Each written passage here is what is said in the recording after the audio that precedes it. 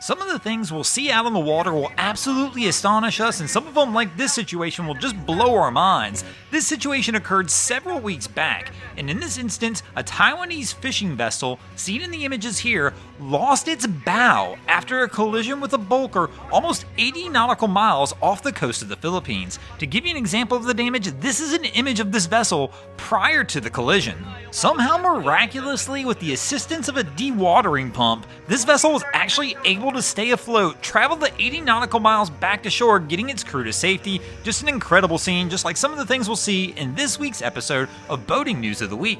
And our first story will follow right along that path with an incredible story that is kind of mind-blowing. Imagine this, you're sitting in your riverfront home enjoying a nice morning coffee when the next thing you know, a barge comes crashing through your house, destroying your residence. This is exactly what happened to some residents along the Batang Banyu Negara River in Indonesia this past week, as a tug vessel was pulling a barge along the river when all of a sudden things got a little out of hand. The barge wound up heading toward the shore, and the next thing we know, the barge winds up hard aground, demolishing several homes in its path.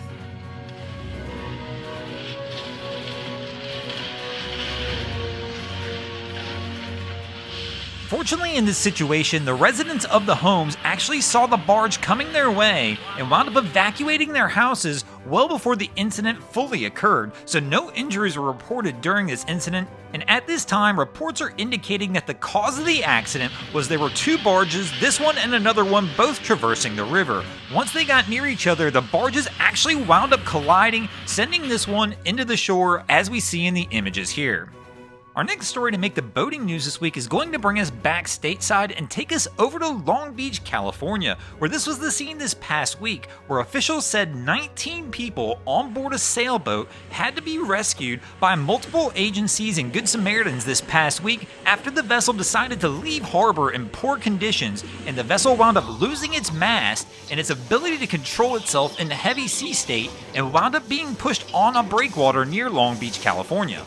The Long Beach Fire Department wound up responding to the call, launching two of their lifeguard rescue vessels to the scene. Upon arrival on the scene, authorities found 11 people had actually climbed off the sailing vessel and onto the rocks of the jetty. The other 8 passengers who were on board the 40-foot sailing vessel at the time got lucky that a Good Samaritan was in the area and was actually able to pull 8 passengers of the boat off the ship and put safely onto their vessel. Fortunately, in this situation, due to the quick action of authorities and the Good Samaritans, no serious injuries were reported to any of the 19 passengers who were on the 40-foot sailing vessel. But still, at this time, I've not seen a good reasoning why this crew even decided to go out. But let me know in the comments below, taking a look at these conditions you see here, would you have gone out for a sail on a day like this? Also, go ahead and hit the like button now for the Good Samaritan and the crews who saved these guys. Our next story to make the boating news this week is going to take us over to the cruising industry, where this was the scene on the Carnival Magic over in Ocho Rios this past week, when the vessel came into port with heavy winds and seas and wound up getting slammed into the dock,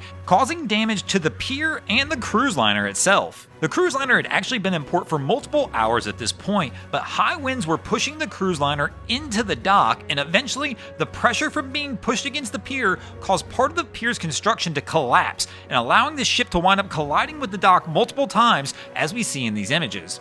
The shore crews worked feverishly to try and re-secure the vessel, but it was quickly determined that the safest course of action was to let the vessel de-embark and wind up moving it to another pier. Upon arrival, they did inspect the vessel for damage. As can be seen, the damage was pretty significant but mostly superficial. The damage to the pier, however, was structural. This did, however, leave a few thousand passengers stuck at this pier, while Carnival had to arrange transportation to get the passengers from this pier over to the new terminal so they could reboard the vessel.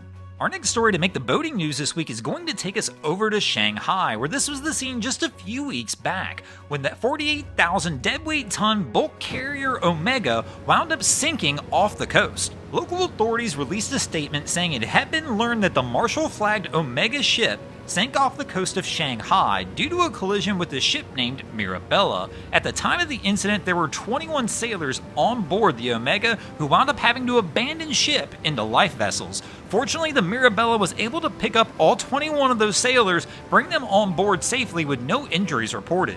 If you look down by the waterline in these images, you can actually see the hull of the Omega split open by the collision with the Mirabella, also seen in these images here. Fortunately, as we mentioned, no injuries reported. We're glad everybody was rescued from this one safely. Thanks for watching, guys. I hope you enjoyed this week's episode of Boating News of the Week.